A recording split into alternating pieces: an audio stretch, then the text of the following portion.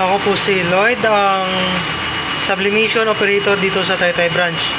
Last week po ay hindi po ito nagamit at meron po itong 0 meters na naran. Head clean po, press lang natin yung clean.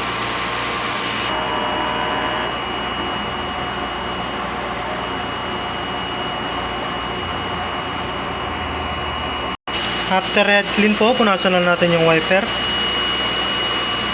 Tapping. At pagkatapos po, nozzle test.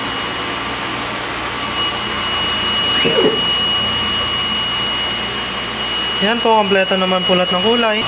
Ink system, nasa tama pa naman po yung level. Waste tank, hindi pa napalitan since hindi naman po nagagamit.